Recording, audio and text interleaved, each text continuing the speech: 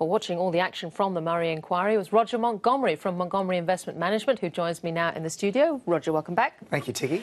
Well, David Murray seems to think the banking sector's in pretty good shape, but he's got 452 individual mentions of superannuation. Yes, James Frost, a friend of mine from Fairfax, pointed that out to me. It tells me that we really do need to look at superannuation much more closely from a number of different angles.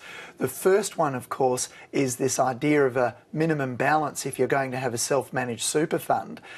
It's really interesting, the rise of the BT wraps and the Macquarie wraps and the net wealth type products.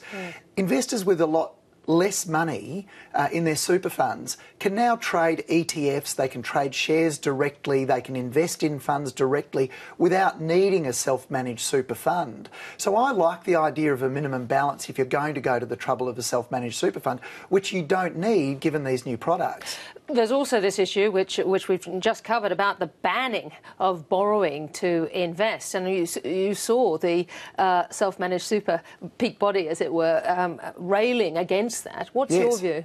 Well, borrowing exaggerates bad investor behaviour.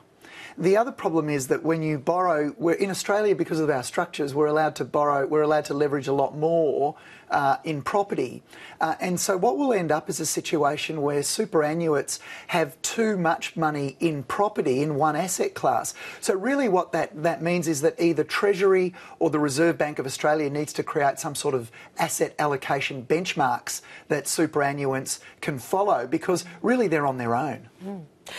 The other issue, which was quite interesting, I thought, was that David Murray raised the idea of additional issuance of government bonds. Yes. Why is that important? Well, look, we clearly have one of the big themes or the big narratives that's going on in Australia right now is infrastructure.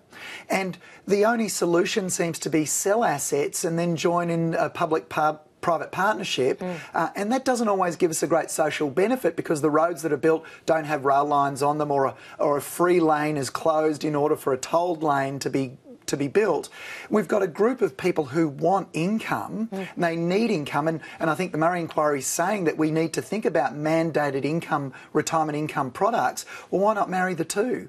Why don't we borrow more money? Why doesn't the government borrow more money when interest rates are low from superannuants that need income type securities for their retirement? Yeah, and also looking at retirement, but all the way up to the time that you die, rather than the time that you retire. Yes, and it's a big mistake investors make, and I see it every single day when I'm talking to them directly. They focus on that 65-year age or around that age, and they're saying, I've got to build all my wealth to that point, and then after that, really, I just need an income product. And it's true you need some income, but it also is very, very important that you have growth.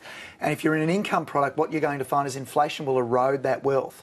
David Murray on 7:30 tonight said that while the Wallace inquiry talked about the importance of disclosure, and there's been a lot of work done on financial literacy, that actually is not enough. And he made a point of saying we've got quite a different view as to the fact that investors will need more security than that, more work from regulators and other departments. Yeah, so we've gone from a buyer beware to a buyer aware, and we need the next step. It's not enough to just disclose and then expect people to read an entire prospectus or an entire product disclosure statement. We actually need a regime shift where all the warnings and all the dangers are clearly articulated at the front of all these documents, and then an investor is required to sign off that they've actually read that. Now, to a certain degree that happens, but we know they don't read it. Briefly, what does this mean for FOFA? Because do you think there'll be changes to what has happened today? I mean, there's David Murray talking about a clear need for a difference between sales and general advice. Yes, well, look, if you're selling a product for a commission, then you can't be called an advisor. It's too confusing. When people retire, they're really on their own. There's no guidance. And if you're calling everyone an advisor, I just believe there needs to be a clear distinction so that people understand once they get to that point where they want to know whether it's right for them, then go to an advisor. Roger, I'm sure there'll be more to go on that one. Thank you very much for joining us. Pleasure.